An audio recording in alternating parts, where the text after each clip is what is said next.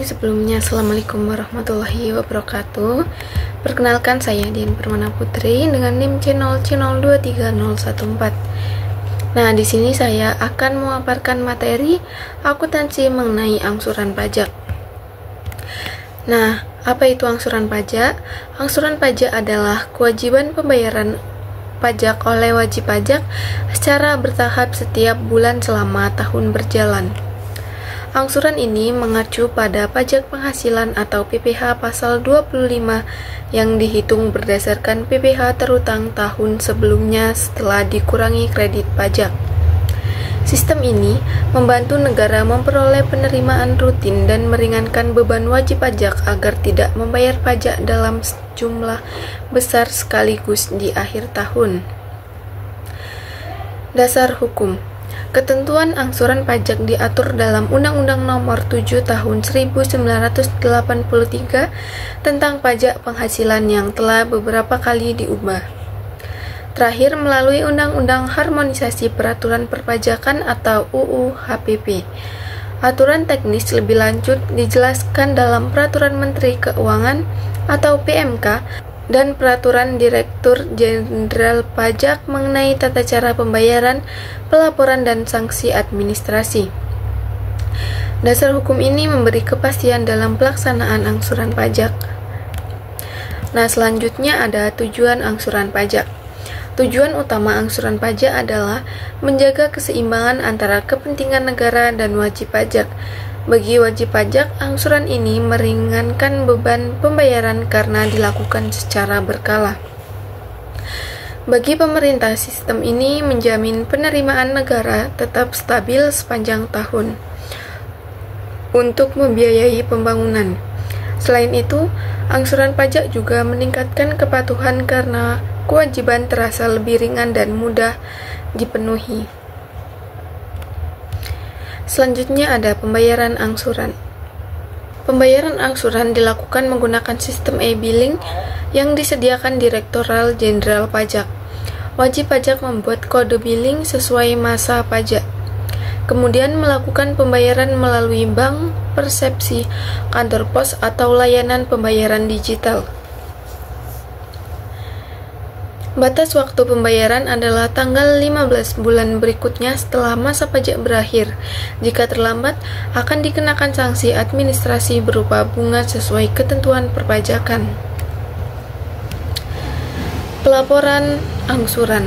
Setelah pembayaran, wajib pajak wajib melaporkan angsuran melalui SPT masa PPh pasal 25.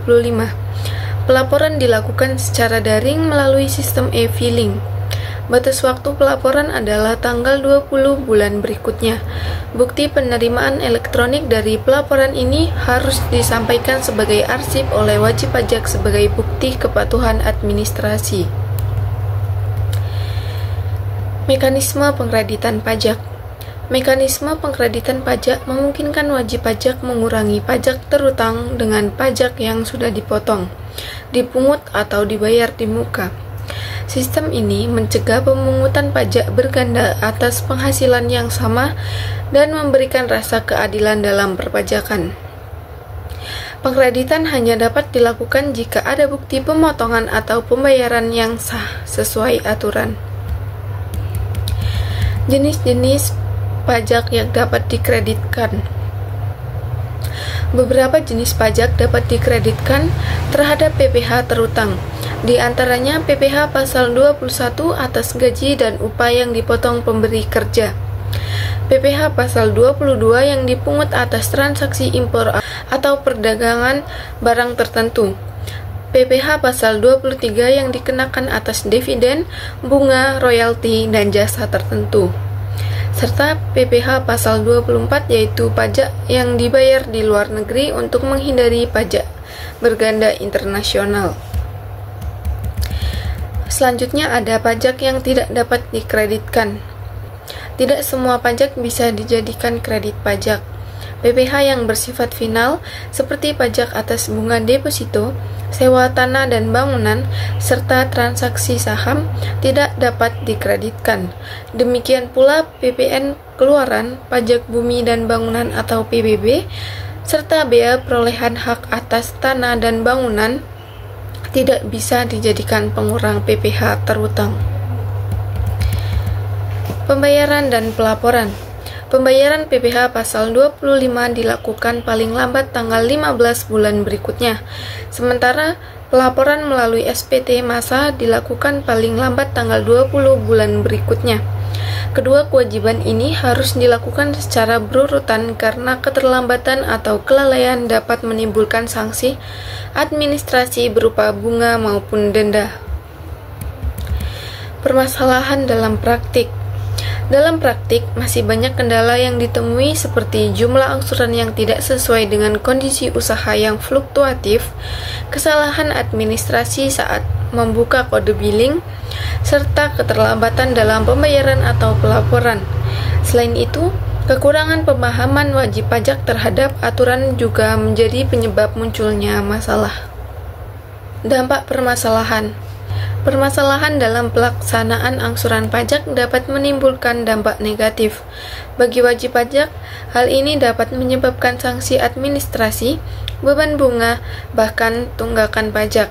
Bagi negara, keterlambatan pembayaran atau pelaporan dapat menghambat kelancaran penerimaan pajak yang digunakan untuk pembiayaan pembangunan nasional. Kesimpulan dari materi yang saya paparkan yaitu angsuran pajak merupakan mekanisme penting dalam sistem perpajakan Indonesia untuk memastikan penerimaan negara yang berkesinambungan sekaligus meringankan beban wajib pajak. Agar berjalan optimal, wajib pajak perlu meningkatkan pemahaman dan kedisiplinan dalam membayar dan melaporkan pajak. Pemerintah diharapkan terus menyederhanakan prosedur, memperkuat sistem digital, serta melakukan sosialisasi yang lebih luas agar kepatuhan pajak dapat terus meningkat. Sekian pemaparan materi dari saya, lebih dan kurangnya saya mohon maaf. Wassalamualaikum warahmatullahi wabarakatuh.